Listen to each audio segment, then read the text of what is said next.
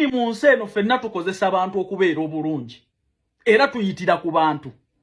Naye bw'obanga olina w'otuuse ng'okozesezza muntu n'omanya nti nina wentuuseeko, ensobi gireke okole ekituufu ky'olina okukola. Okimanyi bulungi nti erinnya lya Bujjingo terigaba visa mu Canada ne bw'oliryogera emirundi 10 oyongera kukola nsobi.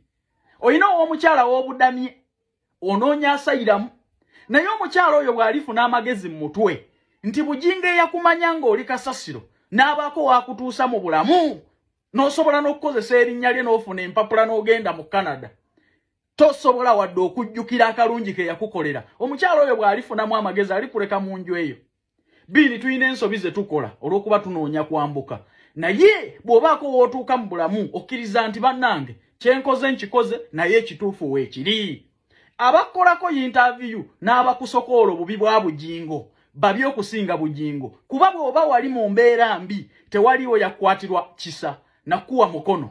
Abantu abo lwaki tokompeyalinga nti nakolako bwawusigale wa Bujjingo naye gwe bwe nakola ewuwo wampisa bulungi? Bano babi nnyo okusinga ne Bujjingo kuba tebaakusembeza. Omuntu mu nsi eno akusembeza ne bw'aba alina obusiisi obubi obufaanana butya, omuwanga ekitiibwa, kubanga ekyokusembeza kyokka kimala. Teriyo muntu mu bulamu bwa nsi eno atuukiridde. Bano bonna abakusosonkola yogera ebya Bujjingo bino, yogera ebya Bujjingo bino, singa balungi nnyo bandikuwadde omukono nga Bujjingo tannakujja mu kyalo. Ensi eno yeetooloola. Biini tolowooza nti Bujjingo ali yekka. Amaanyi g'akozesa okuŋŋaanya enkuyanja n'enkuyanja y'abantu tolowooza nti matene. Oyo omuntu taba yekka. Waakuŋŋaanyiriza abantu bonna balabe nti essuubi lyabwe tayinza kubulwako kikolimo. Ge mazima ga Katonda mu ggulu. Gwe weebuuzeemu bw'olowooza nti muli muntu asobola okuŋŋaanya abantu nga bw'omujolonga, naawe keera okole kyakyo olabe oba banajja. Kati Bujjingo alina ekyenjawulo. Eyamuwa ekyenjawulo ekyo tayinza kumumma kikolimo kujja eri bulamu bwo. Amazima ga Katonda mu ggulu. Mu nsi eno tewali muntu atuukiridde.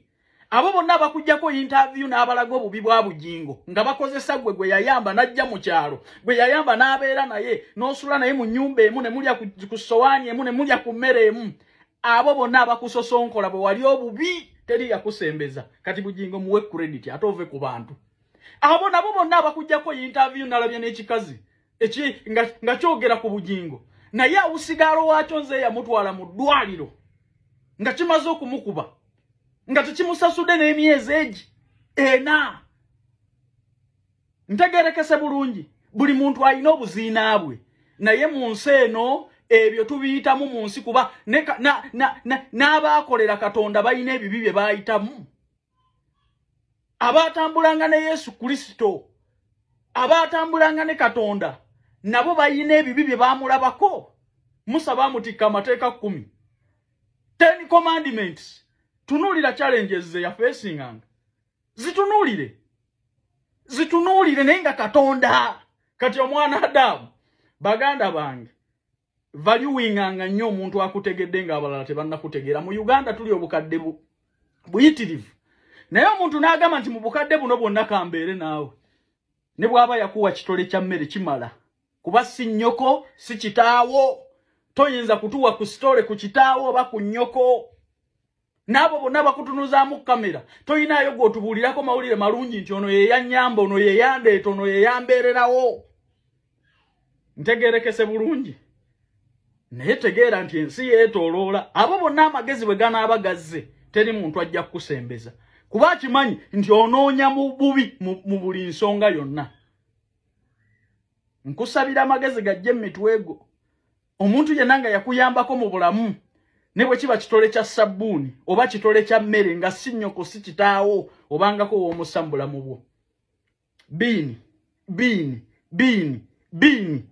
emirundi gye nkuyise tunuulira akatambi kano otuule olowooze.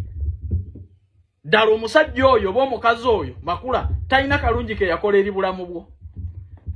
Lwaki abakujjako interview tebakubuuza? Lwaki babuuza bubi bwe? Era nabo obuuze nti bwe nnali obubi kale Bujjingo we yanfunira oba we nabeereranga naye. Bano nabo bampa omukisa okubeerako nabo nagaana bugaanyi.